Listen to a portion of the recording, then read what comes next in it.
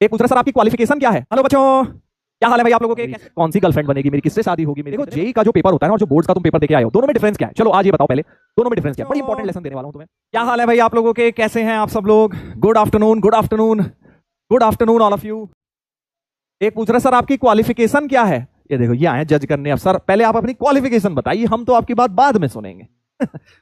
ठीक है भाई, हम बेटा 10वीं फेल इंसान हैं, इसी तरह से हमने मैथ वैथ थोड़ी पढ़ ली। हाँ, अब हमें थोड़ी मैथ आ गई है तो हम तुम्हें पढ़ाना चाहते हैं, तो एक्सपेरिमेंट करेंगे तुम्हारे ऊपर। ठीक है, ये है क्वालिफिकेशन। मजाक कर रहा हूं भाई, कहीं सीरियस लेके हाँ सीरियस हो जाए। और इस तरुण सर ने ऐसा बोला भाई, डिस्ट्रैक्शन। अच्छा उसके बाद सेकेंड पॉइंट, ये भाई तुम्हारे लिए है, स्पेशली ड्रॉपर बच्चों के लिए। Wasting too much time in over thinking about future. पढ़ने के टाइम जब सवाल लगाने हैं तब भाई साहब टेबल पे बैठे हुए हैं, 1 घंटा हो गया, सोच रहे हैं अच्छा मेरी ये रैंक आ गई तो क्या होगा, मुझे कौन सा डिपार्टमेंट मिलेगा, मैं कौन सी आईआईटी जाऊंगा, मेरी कौन सी गर्लफ्रेंड बनेगी, मेरी किससे शादी होगी, मेरे कितने बच्चे होंगे, मेरे को कौन सी गाड़ी मिलेगी। ये सब चीजें नहीं करनी है। या फिर जो नेगेटिव थॉट में चले जाते हैं, अगर आईआईटी नहीं हुआ तो बर्तन धो रहा हूंगा मैं, पता नहीं क्या करूंगा, क्या नहीं होगा मेरा, पता नहीं इस बार भी नहीं हुआ तो। ये सारी चीजों से दूर रहना है, ठीक है? हाँ, इन सब चीजों से दूर रहना भाई, बिल्कुल दूर रहना है। वेस्टिंग टाइम नहीं करनी है ओवर थिंकिंग में। डिस्ट्रैक्शंस, ये तो तुम अब समझ ही गए होगे बेटा, कितनी बड़ी बड़ी डिस्ट्रैक्शंस ये तुम्हारी लाइफ में कितनी खतरनाक चीजें हैं। सोशल मीडिया पे समय बर्बादी करना। ऑनलाइन पढ़ रहे हो इसका मतलब ये नहीं है कि बेटा टाइम वेस्ट करने लग जाओ, रील स्क्रॉल कर रहे हो बैठ के, बस किसी की फोटो देखे जा रहे हो, लाइक करे जा रहे हो, कमेंट करे जा रहे हो, वेट करे जा रहे हो कोई मेरा रिप्लाई करे, ये करे। ये सब के लिए टाइम मिलेगा भाई, आईआईटी में खूब मिलेगा। अभी मत करियो बेटा ये सब। फोन डिस्ट्रैक्शन है, बिल्कुल फोन को सिर्फ पढ़ाई के लिए यूज करिए अगले 1 साल तक। फ्रेंड्स सर डिस्ट्रैक्शन हो गए, दोस्ती यारी सर छुड़वा दोगे क्या? नहीं, 1 साल के लिए भाई थोड़ा दोस्तों को यार बाद में निभाएंगे दोस्ती, जरा 1 साल में ड्रॉप लेके 100% देना चाहता हूं पढ़ाई में, फिर तेरे से मैं सारी दोस्ती निभा लूंगा। तेरा अगर दोस्त होगा ना वो जेन्युइन, तो समझेगा वो इस बात को, ठीक है भाई? हाँ, हमारे भी दोस्त थे, हमने भी ड्रॉप लिया, बट उनसे आज तक दोस्ती है, वो समझे। जो नहीं समझे भाई उनसे टाटा बाय बाय हो गई, वो दोस्त है ही नहीं हमारे, क्योंकि वो तो मतलब ही लोग हैं, वो समझ ही नहीं पा रहे हमारी आज की सिचुएशन क्या है, हमारी रिक्वायरमेंट क्या है। ठीक है? हाँ सर करेंटली ओवर थिंकिंग। हाँ बेटा तो बस कर, ओवर थिंकिंग से वापस आ जा, वापस ना बेटा। एक बात समझो, आप में से काफी लोग सोच रहे होंगे सर इतनी बेसिक बातें क्यों बता रहे हो। देखो जेई का जो पेपर होता है ना और जो बोर्ड्स का तुम पेपर देके आए हो, दोनों में डिफरेंस क्या है? चलो आज ये बताओ पहले, दोनों में डिफरेंस क्या है? बड़ी इंपॉर्टेंट लेसन देने वाला हूं तुम्हें, सब लोग जरा बताएं दोनों में क्या डिफरेंस होता है। जब आप जेई का पेपर देने जाएंगे और आप जब स्कूल के जैसे पेपर देके आए हैं, क्या फर्क होता है बताइए। सर बहुत आसान है सर, डिफिकल्ट होता है जेई, है ना? यस, हाँ बिल्कुल बिल्कुल, डिफिकल्टी लेवल, यस। एक तो ये हो गई, और क्या होता है? और एक कह रहा नथिंग। ठीक है बेटा समझ गया मैं, तू तू कहां है मैं समझ गया।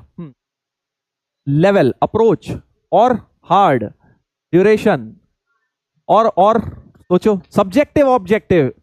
चरवम तिवारी जी ने बोला है और भी बहुत लोगों ने बोला है कि सब्जेक्टिव वर्सेस ऑब्जेक्टिव होता है, बिल्कुल सही। अब इससे फर्क क्या होता है? देखो जब तुम सब्जेक्टिव सवाल करते हो,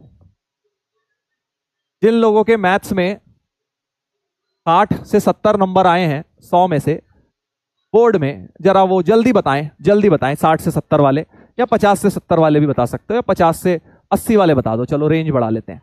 50 से 80 वाले जरा चैट में बताएं, हाँ सर हम हैं सर 50 से 80 की रेंज में।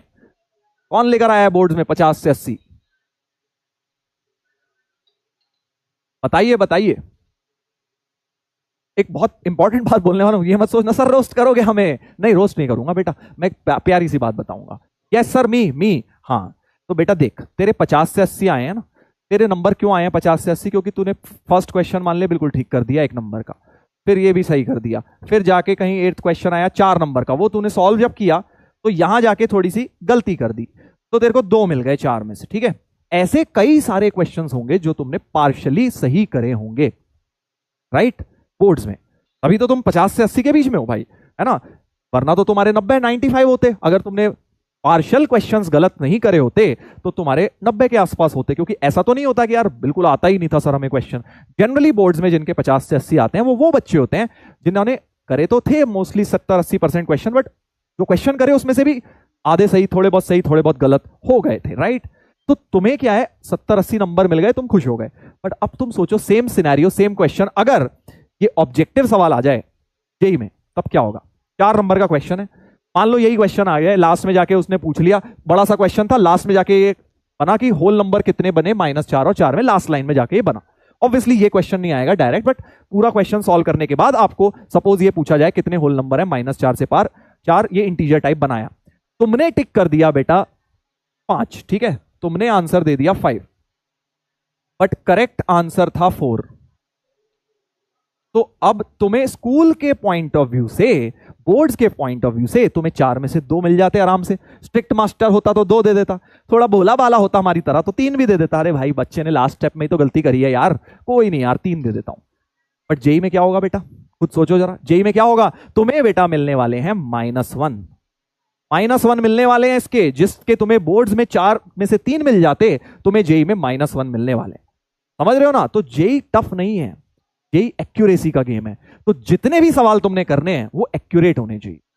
एक्यूरेसी कब आएगी? जब तुम्हें फंडामेंटल कॉन्सेप्ट डिटेल में पता है, एक एक बात अच्छी तरह पता है। जैसे ये होल नंबर वाली बात है, अब देखो 30% लोगों ने तो यही गलती कर दी यार, तो तुम्हारे आती हुई चीज तुम वहां जाके गलत करने वाले हो, -1 मिलने वाले हैं तुम्हें। तो इस बात को समझिए, चाहे अब आपको आधी चीजें आती हो, आधे चैप्टर्स आपने पढ़े हैं, जितने भी पढ़े हैं, बट एक्यूरेसी होनी चाहिए। तुम एग्जाम दो, कोई भी टेस्ट दो, कोई भी असाइनमेंट करो, नहीं होगा ना तुमसे, I will have no problem, मुझे कोई दिक्कत नहीं है, टफ क्वेश्चन लगा नहीं हुआ सर, इट्स ओके। बट आती हुई चीज अगर गलत करी तो भाई याद रख लेना कि तरुण सर बैठे हुए हैं तुम्हारे सर पे और तुम्हें डांट रहे हैं कि यार तूने आती हुई चीज कैसे गलत कर दी। क्योंकि एग्जाम में बेटा नहीं होने वाले तो बहुत क्वेश्चंस होंगे, बट जो आते होंगे अगर वो गलत कर देगा तो सिलेक्शन में दिक्कत हो जाएगी। ठीक है, तो याद रखेंगे कि अब से ड्रॉप ईयर में सबसे इंपॉर्टेंट चीज क्या होगी? सब कंसिस्टेंसी, कंसिस्टेंसी के साथ पढ़ाई, और दूसरा वर्ड तुम्हारे लिए सबसे इंपॉर्टेंट हो गया एक्यूरेसी। एक्यूरेसी के साथ तुम्हें क्वेश्चंस करने हैं बेटा। ये छोटी छोटी मिस्टेक्स बहुत भारी पड़ सकती हैं, तो अब कई बार तुम क्लास में देखोगे, तुम छोटी सी मिस्टेक करोगे, मैं तुम्हें डांटूंगा, यार ये क्या किया यार तुमने, ओपन कैसे कर दिया, इंटरवल क्लोज आना था। तो समझ जाना कि मैं क्यों बोल रहा हूं, बिकॉज अल्टीमेटली तुम्हें -1 मिलने वाले हैं जहां +4 मिलने चाहिए थे। टाइम वेस्ट करा वो अलग, इससे अच्छा तो छोड़ ही देते भाई, कम से कम 0 मिलते और टाइम भी बच जाता तुम्हारा, कहीं और अटेम्प्ट कर लेते, है ना। तो एक्यूरेसी इसीलिए बहुत बहुत क्रूशियल होती है बेटा। आई होप आप लोग ये बात समझ गए हैं। चलिए, तो ये बात हमने कर ली है। अब से ध्यान रखेंगे, कभी भी कोई भी आंसर देना है कोशिश करनी है